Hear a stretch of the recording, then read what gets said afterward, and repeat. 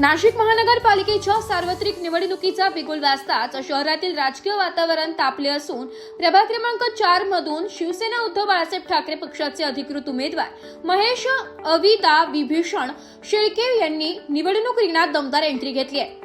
त्यांच्या प्रचारार्थ रविवार दिनांक 11 जानेवारी रोजी प्रभागात भव्य प्रचार रॅलीचे आयोजन करण्यात आले होते। या रॅलीला नागरिकांचा मोठ्या प्रमाणावर उत्स्फूर्त प्रतिसाद लाभलाय। प्रभागातील विविध भागातून ही रॅली काढण्यात आली असून नागरिकांनी ठिकठिकाणी उमेदवार महेश शेळके यांचे जल्लोषात स्वागत केलंय। विकासाभिमुख विचार, स्थानिक प्रश्नांची जाण आणि सर्वसामान्यांशी असलेला थेट संवाद यामुळे त्यांना मतदारांचा वाढता पाठिंबा मिळत असल्याचं चित्र दिसून येत आहे। निवडणूक प्रचाराच्या या सुरुवातीच्या टप्प्यातच महेश शेळके यांना मिळणारा सकारात्मक प्रतिसाद आगामी निवडणुकीत त्यांची बाजू मजबूत करणारा ठरत असल्याचं राजकीय निरीक्षकांचे मत आहे। नाशिक महानगरपालिकेचा बिगुल वाजला आहे। प्रभाग क्रमांक 4 मधून आपण शिवसेना उद्धव बाळासाहेब ठाकरे पक्षाकडून उमेदवारी लढवत आहात। प्रचाराला चांगला प्रतिसाद मिळत आहे। आज या ठिकाणी आपण स्कूल बस रॅलीचे आयोजन करण्यात आले आहे, काय सांगाल?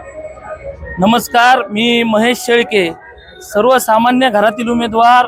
मी 2008 ते 10-12 या काळात रिक्षा चालवत होतो, त्यानंतर स्कूल बस चालवत आहे।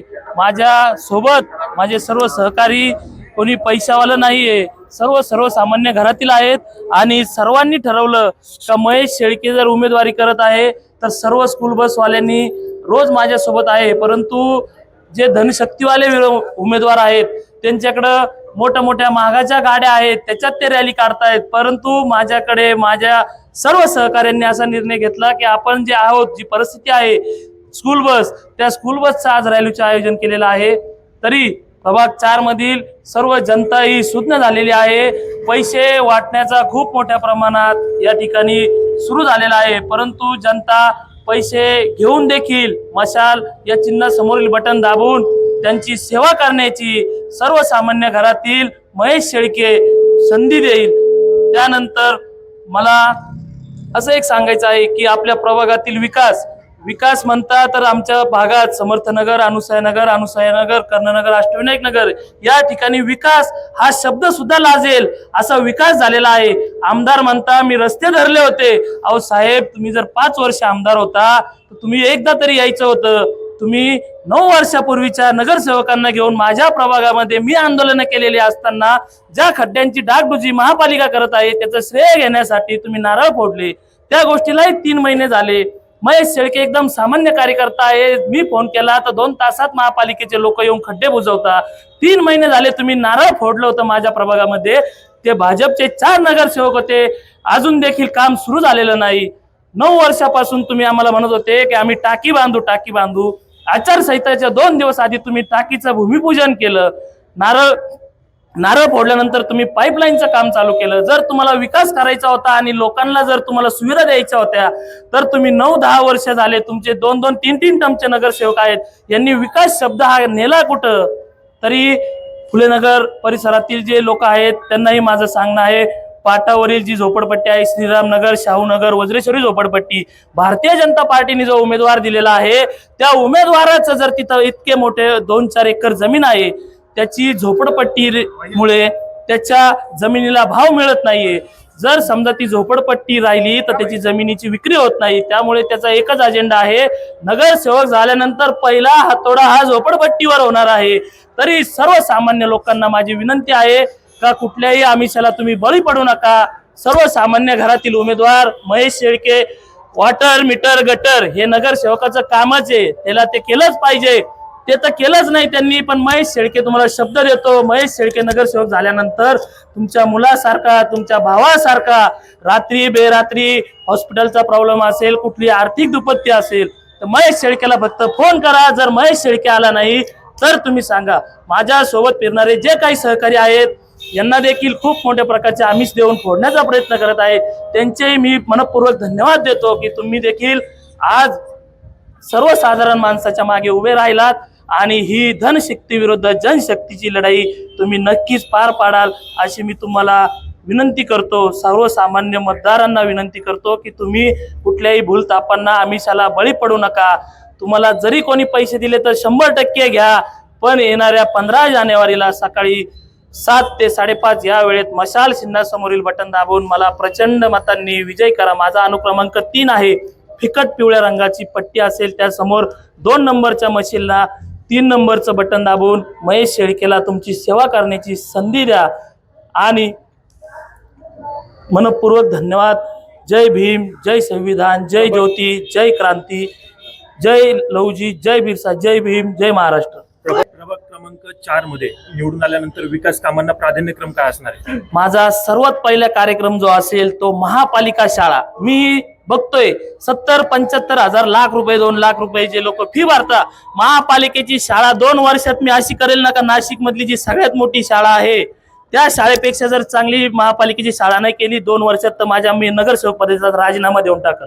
प्रभाग क्रमांक 4 मधील महिलांसाठी आणि युवकांसाठी आपला काय करण्याचा मानस आहे? महिलांसाठी जो आहे तर महिलांसाठी मी प्रशिक्षण घेईल, पण मी कसं प्रशिक्षण घेईल? नुसतं प्रशिक्षण घेऊन सोडून देणार नाही। माझ्याकडे 10 महिला येऊ, 100 येऊ की 10,000 येऊ, त्या महिलांना मी कमीत कमी 12 ते 15 हजार रुपये मानधन देऊन त्या प्रकारचा कोर्स त्यांचा करून घेईल। शिवण क्लास, ब्युटी पार्लर क्लास हे सर्वच जण करतात, पण मी ज्या महिलांची शिक्षण असेल त्या शिक्षणात त्यांना कंपन्यांमध्ये माझ्या मित्रपरिवारामध्ये चांगले संबंध आहेत त्यांच्या मार्फत मी काम करेल, किंवा बिल्डिंग क्षेत्रामध्ये देखील माझे खूप मित्र आहेत त्यात करेल। वॉटर बेस नावाचं कॉन्ट्रॅक्ट आहे तेही भारतीय जनता पार्टीकडेच आहे, तिथे देखील मी महिलांना आर्थिक सक्षम करेल। युवकांसाठी जर झालं तर युवकांचा माझ्या प्रभागामध्ये खूप गरीब परिस्थिती आहे। अभ्यासिका एकही अभ्यासिका नाही, अभ्यासिका जर असलीच एखादी कदाचित तर MPSC UPSCचा अभ्यास करणाऱ्या सर्व मुलांना कॉलेज रोड, गंगापूर रोड यासारख्या मोठ्या मोठ्या अभ्यासिकेमध्ये जावं लागेल। तर मी अशी अभ्यासिका बनवेल काही नाशिक शहरातली सर्वात सुसंस्कृत आणि सर्व सुविधायुक्त अभ्यासिका मी माझ्या प्रभागात तयार करेल। समाजसेवेत आपण अग्रेसर असतातच, कोरोना काळातील देखील कार्य आपले उल्लेखनीय आहे, त्याबद्दल काय सांगाल? कोरोना काळामध्ये मला उमेदवारी करायचा माझ्या डोक्यातच विचार नव्हता, म्हणून मी काही कुठं गेलो तर फोटो व्हिडिओ काढल्या नाही, परंतु समीर भुजबळांनी त्यावेळेस मला खूप मदत केलेली आहे। ऑक्सिजनची असेल, रेमडेसिवीर इंजेक्शनची असेल, त्याबद्दल काय माझ्याकडे पुरावे नाहीये, परंतु ज्यांना इलेक्शन लढायचं होतं त्यांनी ते पुरावे सांभाळून ठेवले। पण माझ्या प्रभागात कोणाला विचारा का महेश शेळके कोरोना काळात कुठे होता, मला माझे घरातले सुद्धा घरात घेत नव्हते, कारण की परिस्थितीच अशी होती। परंतु मी सेपरेट माझ्या वरच्या एका घरात राहून कमीत कमी 2 ते 2.5 महिने, आणि उदाहरण झालं तर तुम्ही 2-4 लोकांशी चर्चा करा का महेश शेळकेंनी कोरोना काळात काय काम केलेलं आहे। प्रभाग क्रमांक 4 मधील नागरिकांना जाता जाता काय आवाहन कराल? एकच आव्हान करेल, जनता सुज्ञ आहे, पैशांचा वापर खूप होत आहे, 2-2, 4-4 कोटी रुपये एक उमेदवार खर्च करत आहे।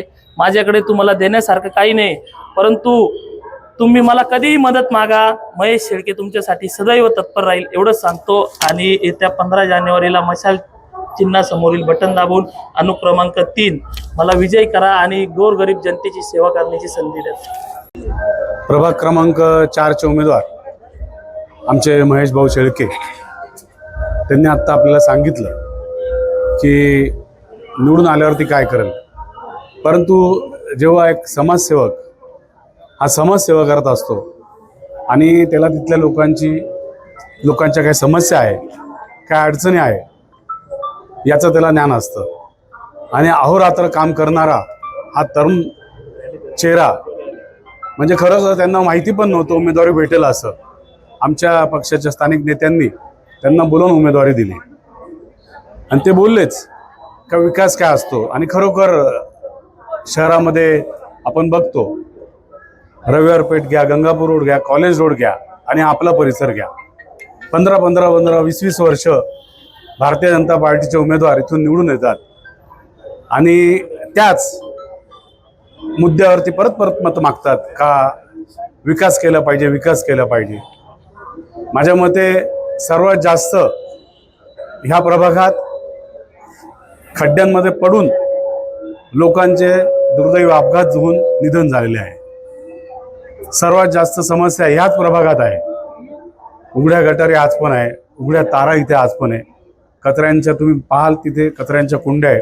जर सरकारी हॉस्पिटलमध्ये तुम्ही गेलात तर जास्तीत जास्त ह्या प्रभागातील लोक तिथे उपचार घेत असतात, म्हणजे तरीसुद्धा ह्या लोकांनी भारतीय जनता पार्टीचे लोक निधड्या छाटीने लोकांकडे मतं मागतात आणि विकासावरतीच बोलतात, खरं तर ह्या सगळ्यांची आपण सर्वांनी पत्रकार बंधूंनी ह्या परिसरातील मतदारांनी नोंद घेतली पाहिजे आणि असा उमेदवार निवडून दिला पाहिजे का तो कुठल्या प्रकारे त्याचा स्वार्थ नसावा, तो निस्वार्थी असावा आणि तुमच्या फोनवरती तुमच्या मदतीसाठी तो उपलब्ध राहिला पाहिजे.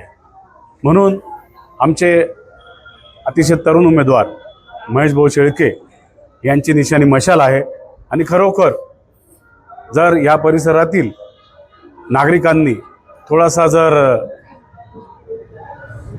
समाजसेवेचा वारसा असणाऱ्या आणि समाजसेवेची जाणीव असणाऱ्या उमेदवाराला त्यांच्या स्वार्थासाठी मतदान केलं तर 100% आमचे महेश भाऊ हे निवडून येतील.